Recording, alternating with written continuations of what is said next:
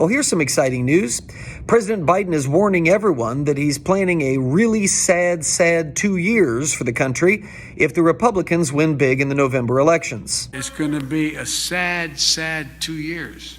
Man, when you're the architect of an economy that is so weak that even Tom Brady has to come out of retirement in order to find work, What? it's just really encouraging to hear that you've got plans to make things even worse. Can we all just acknowledge at this point that it's pretty clear to anyone paying attention that simply not being Trump was not a qualification for this job? Joe Biden had spent a lifetime in Congress, one of 535 members. Joe Biden had been a member of multiple committees. He'd served as vice president, attending state funerals, and frequently giving President Obama bad advice. So much so that President Obama would quip to never underestimate the ability of Joe Biden, unprepared and unqualified as he is, to screw things up. Listen, Obama was wrong about a lot of things, but that point? Yahtzee! Joe Biden was unprepared when the withdrawal from Afghanistan turned chaotic. He was unequipped to handle yet another surge of the COVID-19 virus. He was simply uninformed when it came to the 2 million illegal migrants gathering at the southern border. He was somehow unaware that his $1.9 trillion worth of spending would push demand beyond what supply chains could handle, particularly after COVID,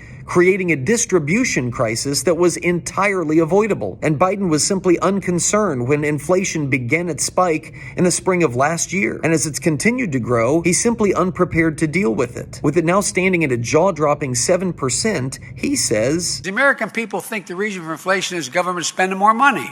Simply not true. look, I don't want to believe that our president is being intentionally dishonest, but understand that if he's not, there is no hope that any of this is going to get any better because he doesn't understand what's causing the problem. The way to turn these crises around is to abandon the bad policies and try new ones, try better ones. It's to stop indulging the far-left fever dreams that imagine elementary school teachers dressed in drag teaching sexual fluidity to kindergartners in between picture pasting and finger painting. It's to stop believing that we're doing humanity any favors when we lock over half the globe out of industrialization and into poverty with a bunch of asinine climate change policies. We are all gonna die!